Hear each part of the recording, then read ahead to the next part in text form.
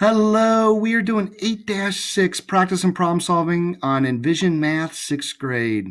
My name is Jason Jacobs, and let's get started.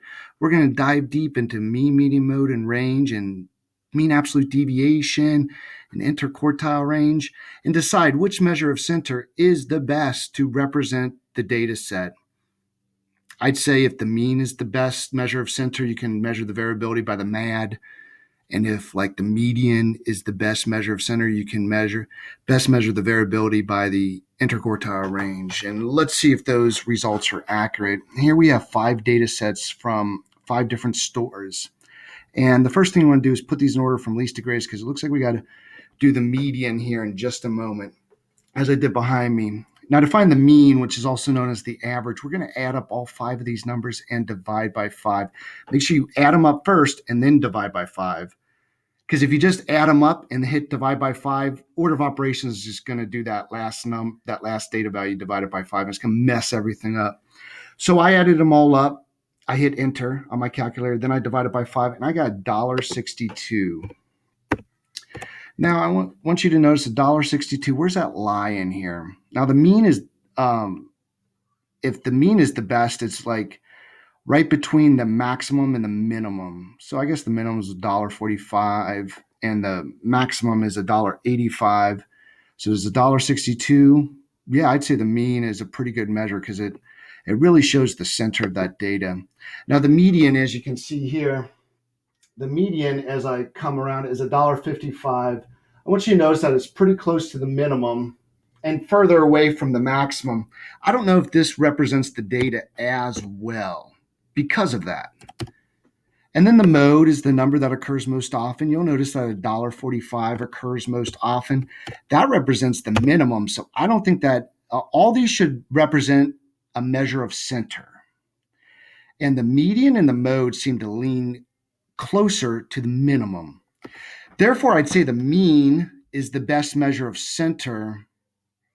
And to measure the variability, I would use the mean absolute deviation. Oh, see if there's another part to this.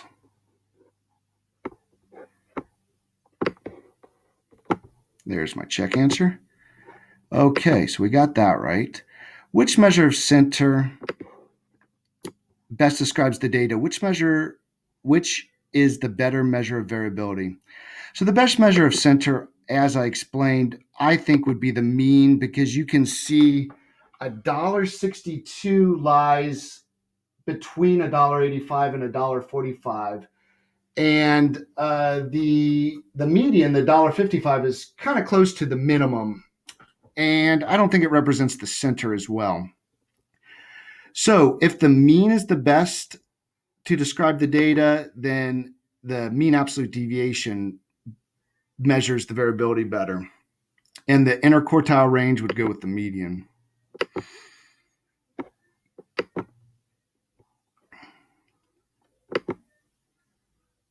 All right, let's see. 5 different stores. All right, guys. So I just added up the data values and divided by 5, and I got $1.59. $1.59. And then the median, I put the numbers in order from least to greatest, and the median is $1.45. Does that represent the center? This is $1.40 is the minimum, and then the maximum is $1.90.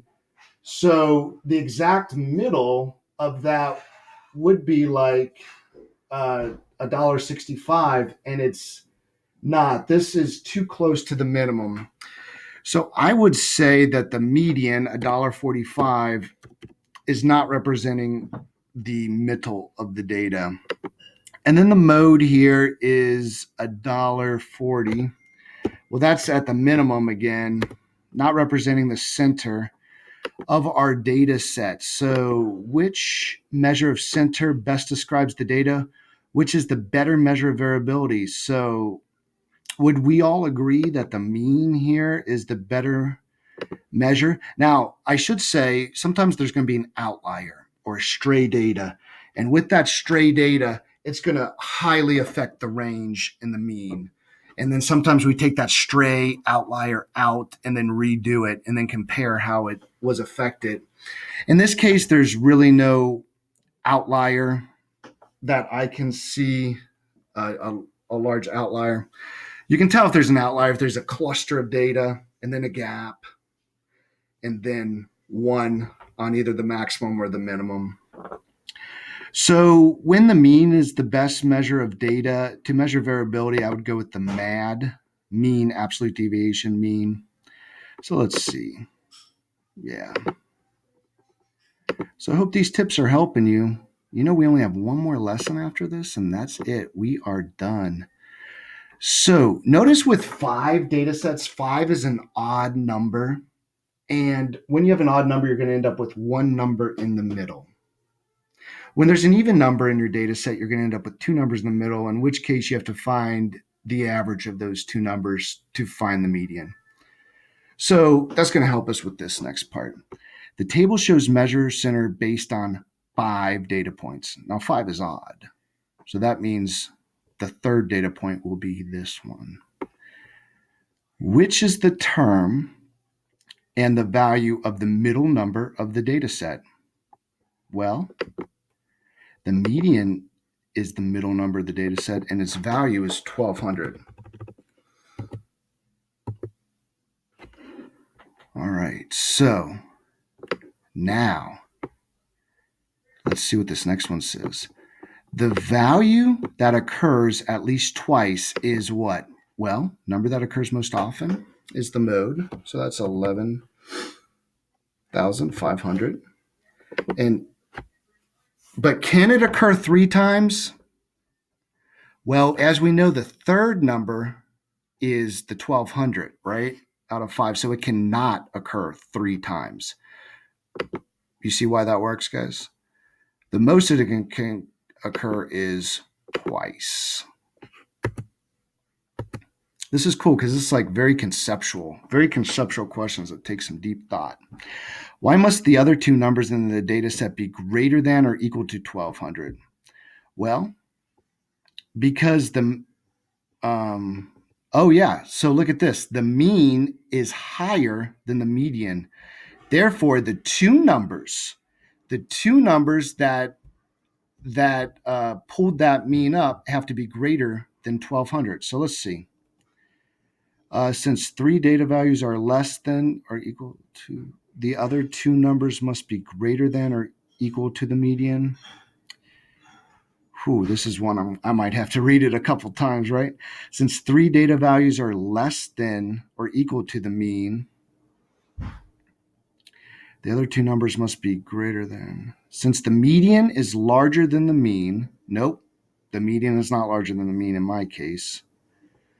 Since 3 data values are less than or equal to the mode, no, I don't think it has anything to do with the mode. Or does it? The other 2 numbers must be greater than or equal to the mode. No, I don't think it's that one. Okay, let's read them again. Since 3 data values are less than or equal to the median, this is the one I kind of think it is. The other 2 numbers must be greater than or equal to the median. Yeah, because, well, if the median, if it were equal to 1200, or 12,000, I mean, if it were equal to 12,000, then that means the mode would be 11,500 and 12,000. So that's throwing me off there, but I'm not going to eliminate it completely. Since 3 data values are less than or equal to the mean, so the 3 data values they're talking about are 11,500, and 12,000. The other 2 numbers must be greater than or equal to the mean. That is true. The other numbers must be greater than this or equal to 1,500. But they could have been, but they could have been 13 or 15,000. They could have been like 13,000 and 20,000. I'm going to say A. Now, I could be wrong, but we'll learn together. Yeah, because it's doesn't necessarily mean that they're greater than 15,000. Just means that they have to be greater than the 12,000. Wow, this is complex. What must be the sum of the two remaining numbers, x and y? Write an equation to show how you could find the sum. Ooh, buddy. All right. So if the mean is 15,000, do you remember that one video I made on the missing number? So there's 5 data points, and we know 3 of them, 11,500, 11,500, and 12,000. And then plus the other 2, and then divide it by 5, and you get 15,000. The inverse of dividing by 5 is multiplying by 5. So we have to go 15,000 times 5. 15,000 times 5 gets us what the total should be. Okay. Now, what must the other 2? All right. The other 2 we'll call x and y. So now, if we take away the 11,500, the 11,500, and the 12,000, and then, no, so we're going to go with this one. 11,500 plus 11,500 plus 12,000 plus x plus y will equal 15,000 times 5. So it's this one. Ooh. Just double checking my work. I think it's B. Yeah. So when given like finding a missing number, you would take the mean and multiply it by however many data points there are to get what the total is. So the sum of the remaining 2 numbers is, all right, so what I'm doing now in my calculator is follow my cursor, I'm adding up this value here and then subtracting it from this value. So I'm figuring out what 15,000 times 5 is, and that's 75,000. Now, 11,500 plus 11,500 plus 12,000 equals 35,000. Now I'm going to take 75,000 minus 35,000. So 75,000 minus 35,000, and I get 40,000. So that means x and y have to have a sum of 40,000.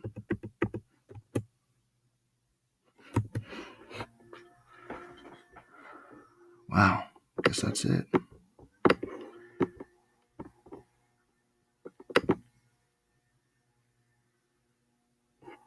All right, we got this again. These are kind of fun. These are challenging, like for me, and I'm in my 30s.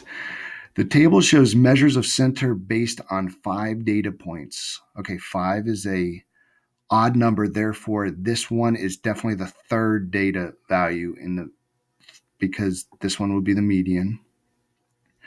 And then that means that if this is the number that occurs most often, it's 9,500, 9,500, and then 10,000. So we don't know if this is one of the data values or not.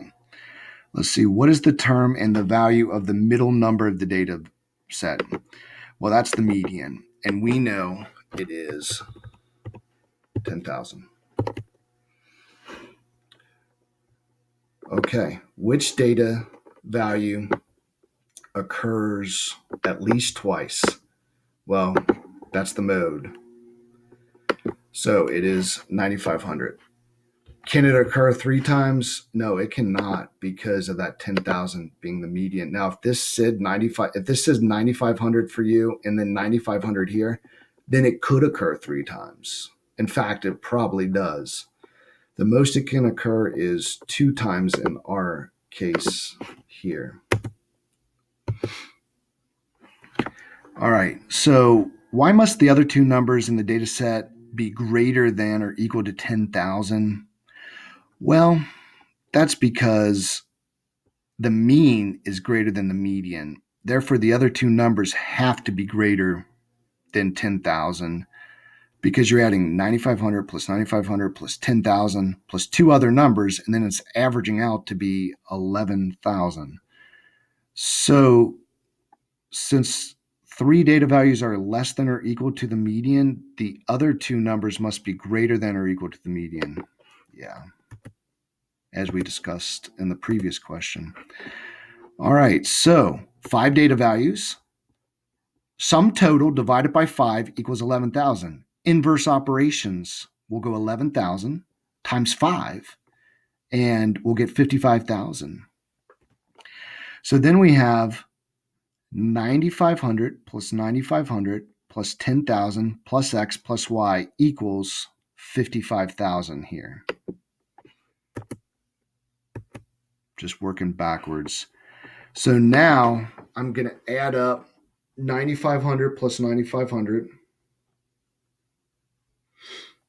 which I could do in my head. And I got 29,000. And then I'm going to subtract, I'm going to do 55,000 minus 29,000. And I got 26,000.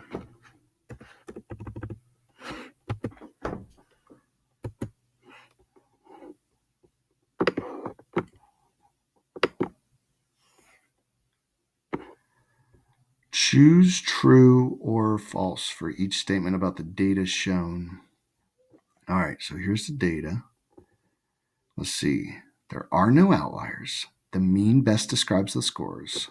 The measure of variability that best describes the data is the MAD. All right, let's see. In these, what best describes? Okay. There are no outliers. Let's check on that one.